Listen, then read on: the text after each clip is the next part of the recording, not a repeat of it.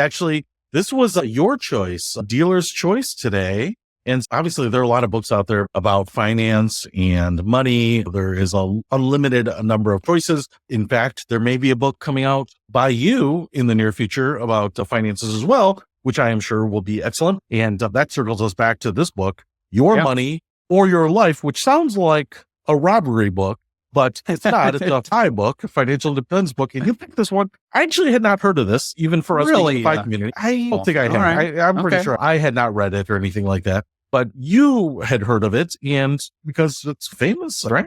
Yeah. So Vicki and her buddy Joe, I forget his last name, but Joe Minguez, yeah, they co-wrote this book, I think maybe in the 70s, or it's a pretty old book. Now, the version we listened to is an updated version. So I don't know exactly where they were at in this thinking about kind of financial independence and how that fit into the culture of the time. But I'm assuming it's very countercultural because that space has really only grown over the last maybe couple decade, something like that. I think in 2010, she just did a new version and added new stories and brought in other well-known people in the space. But everyone that I listened to in the financial independence space referenced this book as the father, the mother, the father and the mother, I don't know, of this movement. And it's cool to think that how many years ago is that? 40, 50 years ago, it was written and it is still very relevant, as are a lot of books, right? They were written a long time ago, are still very relevant today. But this one in particular, just because the movement has really only become a thing, I don't know, what would you say, like late 2000s, maybe something like that,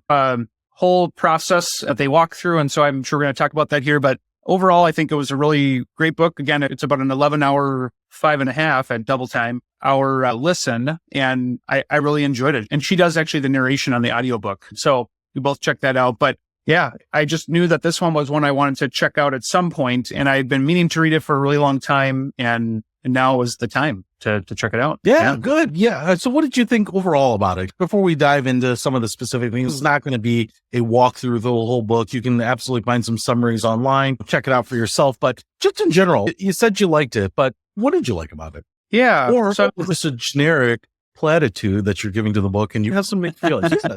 Yeah.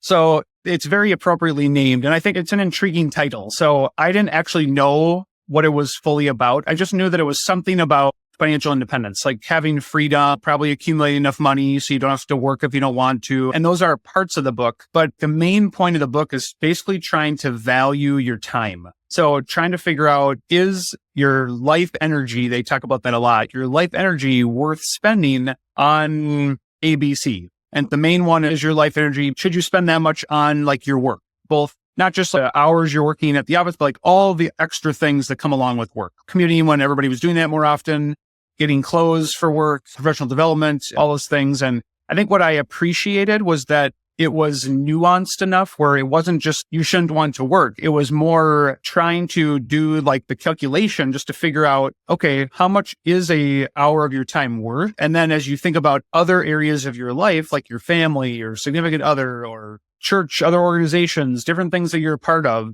as you're thinking about spending time and energy there, like what's that worth? And if you can never, ever do any of that because of your job or because of some other commitments, are you thinking about your kind of holistic life, or are you just focused on making money? And are you getting into the American mindset of just like you work till you're 65, you retire and you do a retirement and that's it? So it's fighting against maybe the typical American dream mindset of save 10% of your income, basically rely on Social Security and whatever you've saved up and get Medicare and the typical path that's out there, and trying to throw in another way of thinking about it. I think that she went into a lot of detail.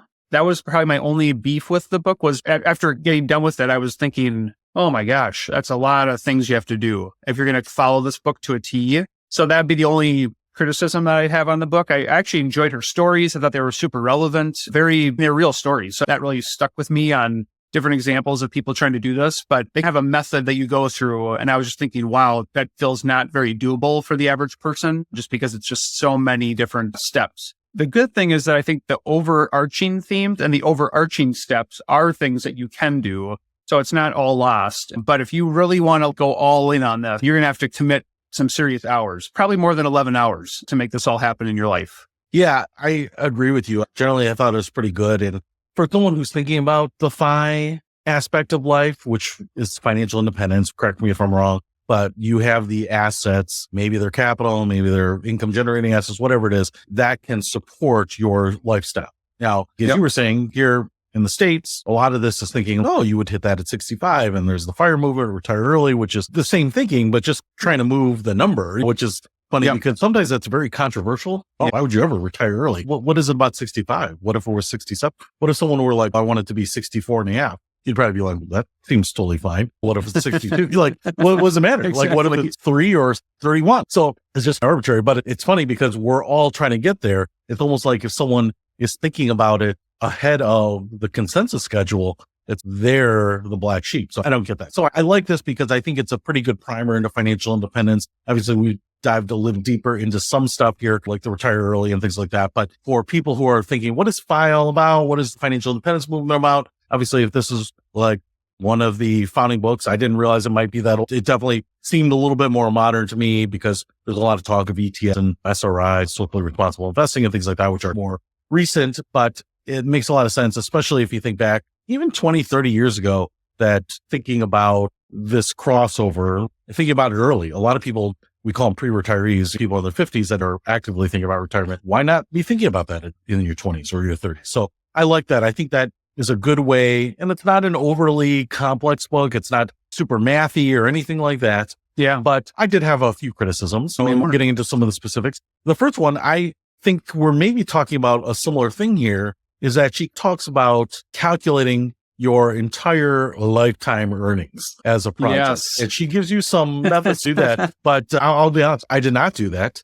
And in fact, as she's going through all this, I'm curious to what extent you went to this, but she talks about you can go to the Social Security Administration, look up old pay stub. What did you get in gifts? If I were to do this, if I were using a workshop or something like that and had people, I feel like there's two things that she's trying to do. She really wants you to get invested, put in the time, show that you're putting some skin in the game, blood, sweat, and tears into this. But on the other hand, what I think you could do is just take a few minutes and say, hey, every year I worked, let's say it's 2001, 2002, and what was my salary? I had $43,000, $41,000, just ballpark it if you can't remember. Was there extra income? For most people, their earned income is their own money. Oh, I got married this year. If you want to do that calculation or if you want to just do it individually, but you could probably just ballpark it, come up with a pretty good number at the end. And that is probably good enough. This save to earned calculation she has. But she obviously gives you, even suggests going quite a bit deeper than that. Can you tell me like what you did and how you were thinking about that? Because I think we're thinking something similar here. She does want to get you invested. That's for sure. Nice fun. I actually did do this. I did do the calculation. I went to the Social Security Administration, the website. I've got the logins for my wife and I. So I was able to get in there. It was fun actually to look it up and just refer back to earlier life when we were both working and we had no kids. So dinks as we called ourselves, and just thinking, wow, so much has changed. My wife is not currently working outside of the home, but she's definitely working inside the home. It just has changed a lot over time. So you're now 6. Is that what it is? Oh, yeah, exactly. So from dual income, no kids, to single income, 4 kids, right? 4 kids, yeah. Whatever you counts that. Doesn't work. It doesn't work quite as nicely, but doesn't roll off the tongue. I went through that, and then I had a decent idea of my net worth because I have done that in the past. I think I even had a note on my phone from a while back. So that's where I really ballparked it. Because to be honest, it's really hard to calculate all your possessions.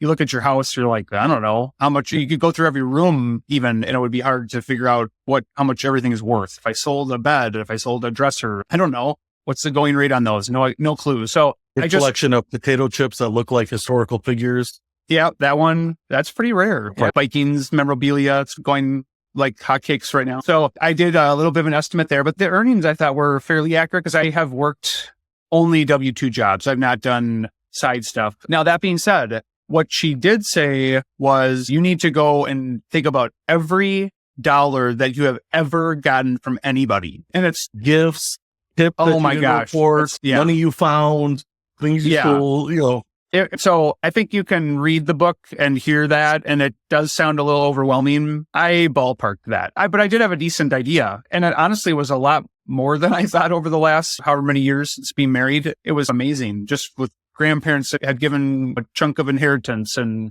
parents giving gifts for Christmas and just different things throughout the time where we've gotten stuff. So I added that up. I added that to our income, divided it by our net worth to get my lifetime wealth You didn't mention ratio. any lottery winnings. You mentioned I did not win the $2 billion. I would not be here, but I've not done that. I should have subtracted out my casino losses because I've had plenty of those when I was younger. Not the expense side, only the income side. I think it's helpful. You can go down the rabbit hole if you want. That to me was my main takeaway on the book was like, if you're into this stuff, go for it. Because you could spend hours and hours calculating this and you could totally geek out. And I'm closer to that probably than the other side. I'm more close to the wanting to geek out on the numbers, but even I did not want to go through all that work. I calculated that and it's helpful, although it's hard with a lifetime wealth ratio because I'm including in the net worth, like our house, like things that I'm not planning to sell anytime soon. Like it's not actual cash. And like the house value is only because of the market. It's not because of anything that I did with my money or anything. So it's maybe not the greatest calculation of all time, but it does give you some data just to look at everything you've ever earned, which was honestly very interesting just to think about like how much has actually come in the door and then thinking about how much you've got it in stuff and value. And yeah, not bad to do it, but I think you can go at about 90% of the rate that she's going on in that chapter because it was extremely intense. How could anyone ever even remember everything they've ever taken in? You have to be pretty fastidious about it. And if you haven't worked very many years, then it's going to be a little easier. I felt like the whole point of that was obviously there's some education about it, but I really felt like the point of it was to drive home how little people hold on to versus how much goes through their hands. For sure. That people can do this calculation. And if you work a long time or if you have high income jobs, you could say, oh my gosh, I can't believe I've had millions of dollars over the years paid to me. And when we talk about the vast majority of people that are living paycheck to paycheck, maybe they haven't bought a home. Maybe they haven't invested, set up a savings account. And more often than not, people don't. So ultimately, if you think about, oh man, I've had these hundreds of thousands or millions of dollars come through my hand and I have zero or what even maybe feel like a lot. I have $50,000 or $100,000, but versus what has come through. Yeah. That I think that was really the point is that she's trying to get people to say, hey, I don't feel like I'm a high income earner. I've only made $27,000 a year for my whole life or whatever, but then I got married and someone else is making it. And we've had these step ups and yet we still haven't figured out a way to make the budget work. And man, look at this. And hopefully that's eye-opening so that you're in this mindset to tackle some of the other things, because then she goes into, I don't know if I'd call them the pillars of FI, because I feel like there were about 8 kind of core points, right. But then she gets into some of the other things. And one of the things that I want to talk about, because I feel like it was a big piece. So if you get past that piece, you're going to figure out what you have done in life and what capability you have. She gets into the life energy, as you mentioned. So once you get through all that, then she gets into kind of this, I think, more thoughtful process of understanding your life energy, which I think is an interesting way to look at it and a good way to look at it. I think a lot of people do some of this kind of naturally especially if you're an hourly worker and you have let's call it a $10 an hour job. You are automatically conditioned like 1 hour of my work is worth $10. And so when you go to the movie theater and a ticket is $25, you're like, I've got to work 2.5 hours to buy this ticket. It's almost like if you're an hourly wage earner, you might already be programmed for this, but especially if you're salaried and you don't really break this down, you may not naturally do this. But she talks about your life energy and how to value that. And maybe you could talk a little bit about the point she was making, looking at this kind of per unit basis of your life. Yeah. Again, you can go down the rabbit hole here. There's lots of detail you can put into this. The simplest formula would just be if you're working 40 hours a week and you're working a full year, you just use those hours. You take your salary divided by those, 2008, I think it is, and you get your hourly rate. You might even see it on your paycheck if you're a salary worker. But what she wants you to go further on is just all the extra time, all of the extra time you spend. So if you drive 2 hours a day to get to your job, 1 hour there, 1 hour back, that's going into that focus. So that's 2 more hours every single day, 10 more hours every single week, 520 more hours every single year. And she also wants you to think about other time you spend, go to professional development, happy hours, other corporate types of things. And so that all adds up to total hours spent and then basically ending up with a hourly rate of your life energy. That you're right. If you're an hourly worker, that's a bit more ingrained, but as a salary worker, it becomes a little bit more cumbersome to figure it out. I think there's value in doing this just so that you have some sort of a metric per hour of work, probably a little bit more, I think, on the spending side, like you said. Like if it's helpful to know if I'm going to buy something, like to think about it in terms of hours of life energy, as she talks about. She uses like a negative connotation throughout the whole book. Like it's sucking away my life energy. That's not how everybody thinks about work, but it is a reality factor that if you need to spend that many hours or even more hours than another person to get the same ROI, then you just have to realize that's going to hinder you from having time to spend on other things in your life. For some people, maybe work is their main focus. So that's okay because they're okay with spending tons of hours because they love it. That's where they have their friends and family maybe and all their community, and other people want to minimize that because they want to spend as much time as possible doing other things with other people. And so that's where she's starting to move in that direction in this chapter. And I've done that before. Like I've calculated the hourly rate. I've factored in some of the other pieces. And I think it's helpful. I think it can be a good gauge too, if you're trying to figure out if there are things that you want to pay for that like you could do yourself. There's some math to that. Let's just say like mowing the lawn is a good example. I have chosen to pay to have somebody mow our lawn before I can do it. I don't think it's a perfect formula to use my hourly rate to justify that because it's not like I'm going to go and work an hour on Saturday to pay that, but it can be helpful as just a gauge. If your life energy is $20 an hour and it's going to cost $20 for an hour of work in your yard, that's not a bad equation for you. If it's way more or way less, then you may think about it a little bit more. If you're making $10 an hour, you're paying $30 an hour to mow your lawn, maybe thinking about it in terms of, like we said, 3 hours of work to pay that. That's maybe not the best bang for your buck. So she's trying to create a common metric. I think that was what she was trying to do, a common metric in life that everybody can do to figure out how much their time is worth, assuming that everyone is having to work to some level early on, at least, as you're thinking about having the option of whether or not you work down the road.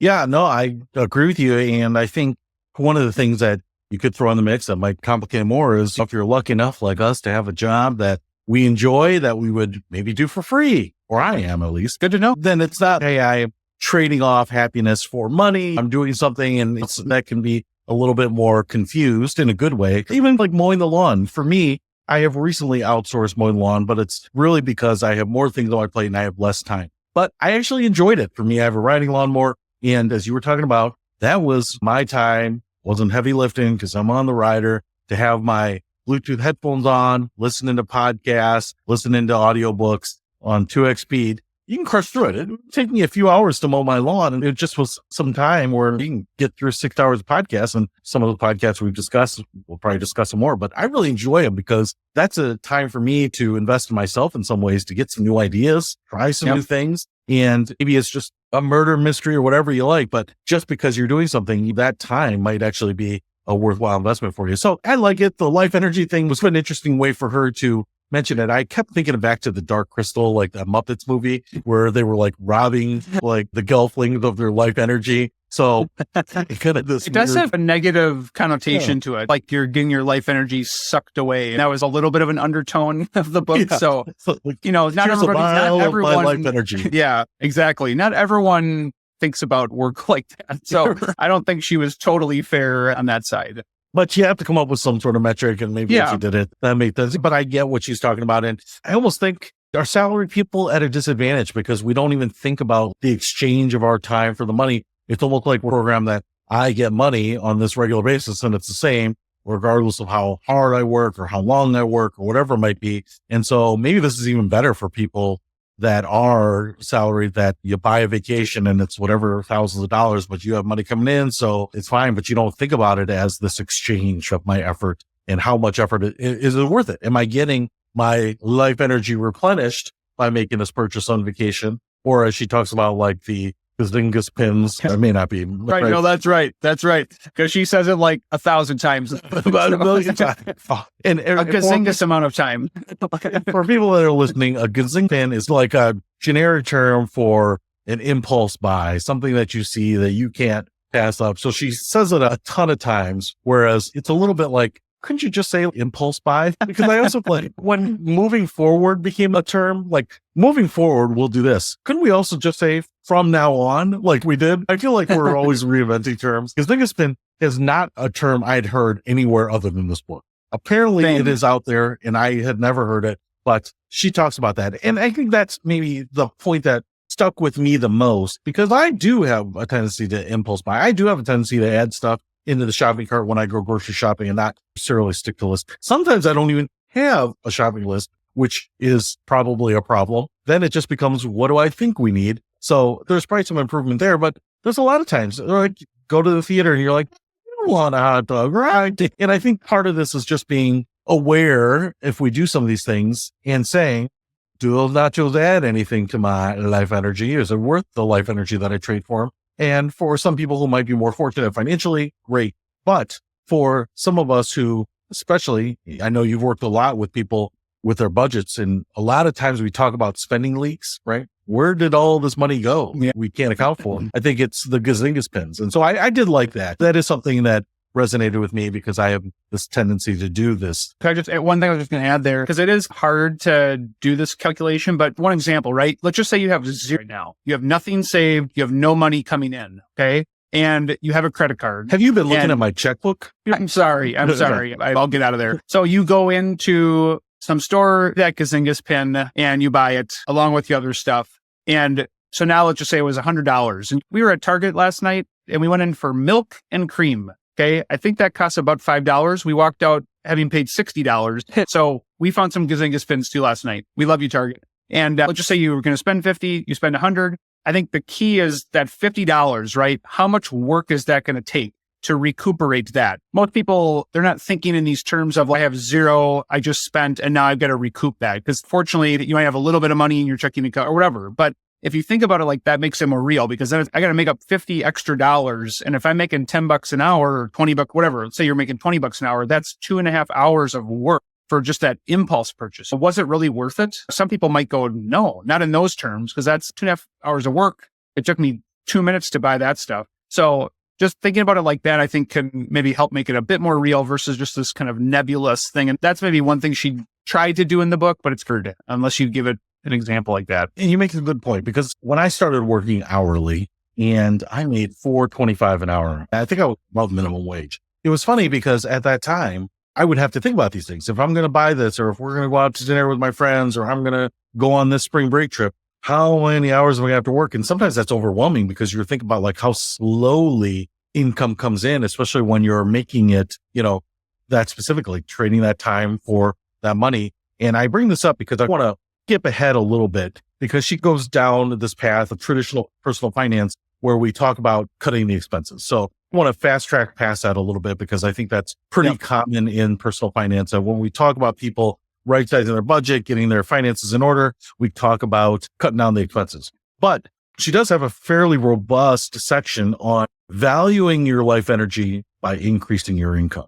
And I wanted to talk about that because that's something that, for any number of reasons, we stay away from. Sometimes people don't want to talk about that because you don't want to have someone working 2 jobs, or you don't want to have your employees working an additional job. Sometimes, as we talked about at the beginning, I don't have money, I've got family, I don't want to rob them of my attention or whatever it is. But she talks about in a lot of different ways, from earning to investments and just a lot of other things. Yeah. And I wanted to get your thoughts on what she was talking about and increasing your income side of things. Yeah, there's so many different ways to do it. Because again, we just tend to gravitate toward things that we've always known. And again, if you're working an hourly job or you're working a salary job, your view of what a side gig is just then, I have to work hours to make money. That is one way you can do it, for sure. And I know you've done some of that, but there's tons of ways to make passive income too. And she talks a lot about that, like investing in S&P 500 mutual fund, just getting dividends, investing in real estate, doing house hacking. Like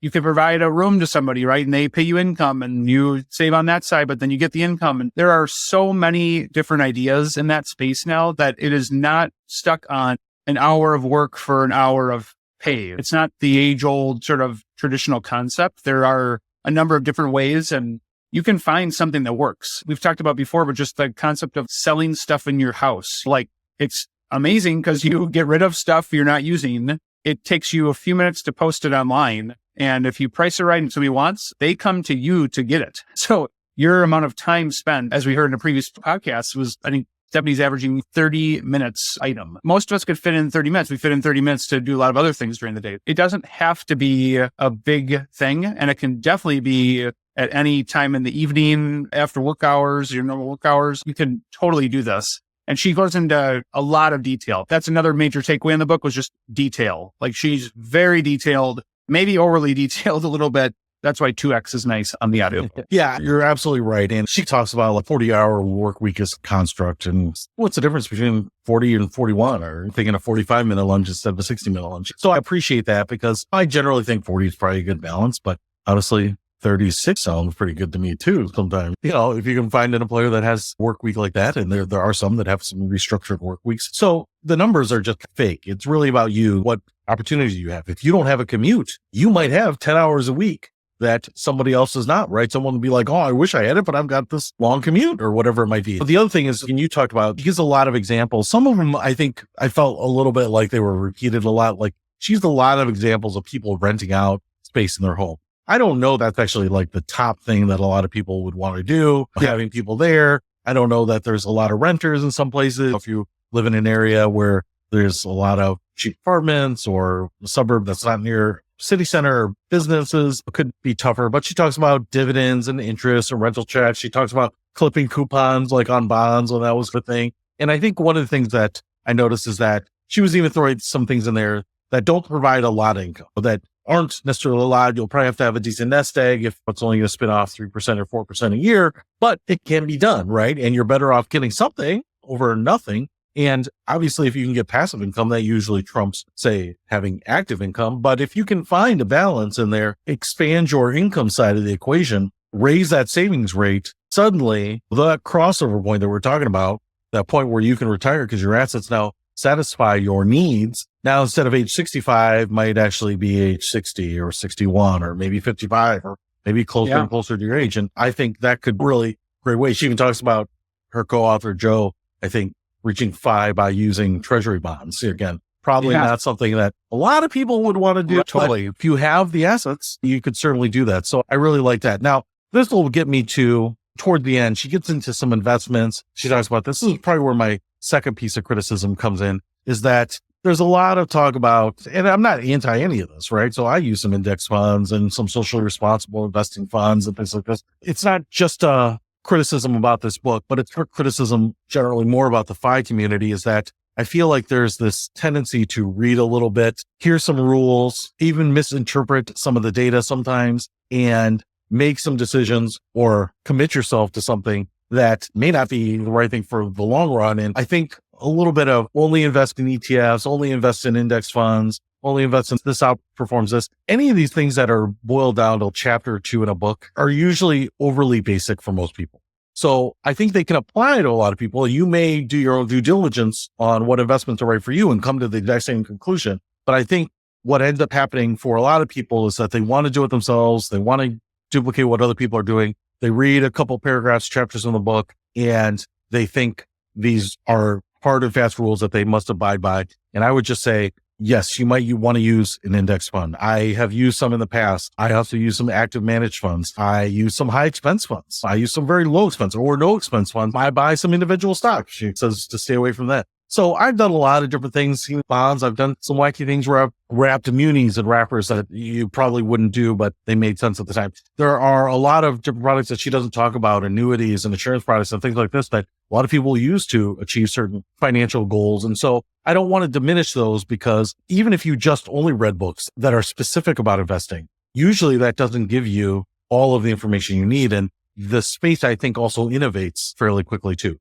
I get that she's saying that it doesn't have to be complex, doesn't have to be expensive. You can get started. I appreciate that. But in my opinion, I wouldn't necessarily start making your investment decisions based on the couple chapters at the end, where she even suggests maybe some funds that you could use, and certainly seek out the advice of a professional so that you can make the best decision, or just get started with something like this, but keep an open mind and keep exploring. Yeah. Like I think what our financial lives as a whole, sometimes it can be, like you said, overly simplified, where it is almost like the antithesis. I'm not sure if that's the right term, but of the kind of all or nothing, but in the reverse way. So like healthy way, all or nothing. Like you think, oh, the FI movement says only invest in this type of fund 100% and you're going to be fine. But because it's super diversified, like it doesn't matter. You're going to have it like that. It'll just keep it really simple. In the same vein, your financial life as a whole doesn't have to be all or nothing. Most of us are saving for probably 3 to 10 different financial goals and all at the same time. And so we need to be willing to be putting some here, some there, some over here, some over there. And that is just good diversification anyways. So there are a lot of examples of where you're going to have to be doing multiple things at the same time. And buying a home is a perfect example, right? If the smartest way to buy a home, this could be argued, but the smartest way would be don't take out a mortgage, go and pay in cash. Most people cannot do that for 30, 40, 50 years. So would you say it's smart to wait 50 years and then save up enough money and then buy a house? Or is it okay to get a mortgage, put money in savings, have that invested, get your full employer match? There's just all these different trade-offs. And most of us are having to deal with lots of these all the time. So to boil down only one type of investment, one vehicle, one thing, I get what they're trying to do there. Appreciate the simplicity. But I agree with you that there needs to be more nuance. That's where talking with the coach, talking with a financial professional, CFP, just someone in your family you trust that's done it well. Talk with somebody just through your thinking process, because you probably don't know everything. And we wouldn't say we know everything. So it's just good to have a conversation about it.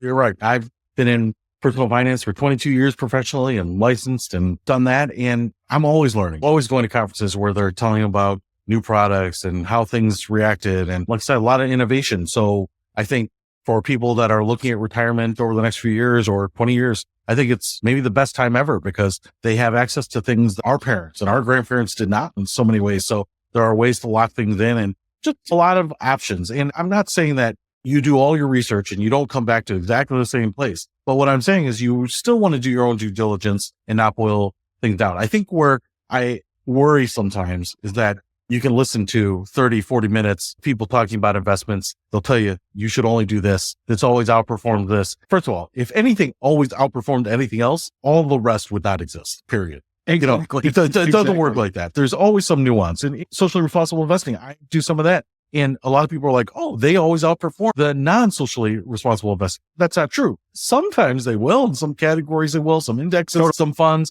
but they're different. They invest in different things. So there's always a lot of nuance. I find generalizations in investments can be fine as a starting point. As soon as you peel back the onion, they get very complex. And as I was saying, what I worry about sometimes is that many times there'll be a 30-minute podcast on investments. Here are the rules. But then there will be a 2-hour podcast on how to hack credit cards for the best reward points, right? What is probably more complex, the investment world or the credit card reward points world? And so sometimes we happily go down the rabbit hole on some of these things where there's maybe some limited value and we don't spend the time on some of the things that might be totally consequential or foundational to do we actually ever retire? And it's not a criticism specifically of this book. She wants to get digestible and small. And I think as a primer, as a place to start, if you're thinking about getting into the financial independence side of things, that's a great place to start. I didn't realize it had this long history. And I think the preface was written by Mr. Money Mustache, who obviously is a big name in the FI movement itself. So I like the fact that it's good food for thought with some of the introduction to the principles. And I think we'll probably continue to go down the rabbit hole. Now with your Audible account, maybe read some more books and share those too. So I like it. You've gone on to another book already, right? Yeah, I have another one in the financial independence movement. What I like about this too is that earlier you were talking about 50-year-olds retiring or having the option to. First of all, what I like about the financial independence movement is that it's not just assuming that everyone is just retiring early. It's just a choice. It's okay, now I have freedom. I could do a different kind of job. I can take time off. I don't have to keep the same level of everything. I can change. I have more flexibility. Imagine the freedom that you'd feel if you were at that point. But when I hear that, or initially when I heard like a 50-year-old, let's just say retiring, I'm just thinking, oh, that's only for the wealthy people. That's just for people making upper six figures. Like they just have tons of extra. They're saving it. That's why they're 50-year-old and retiring. This whole movement really just debunks that altogether because really it's just the difference between how much comes in and how much goes out. And you have control over both of those levers more than you ever have probably in the history of the world. And it can be done on a much smaller budget. And in fact, many of the examples they share are people that are living on $7,000 a year, $12,000 a year, $24,000 a year. We're not talking I would say low end of middle income for people in terms of spending. They're trying to create that gap and they're investing, saving, putting tons and tons of money aside, and they're not following that age old thing I said at the beginning of the 10 to 15 to 20%, whatever, there's lots of different math out there. They're trying to do 50%, 80%, putting that aside and speeding up that equation, because essentially it does come down to a math formula, and that's all it really is. But with that, as it is with most personal finance, it's much more personal than finance. So there's just a lot of behavioral stuff, right? Delaying your gratification now. There's so many things we want to do and buy and experience. And so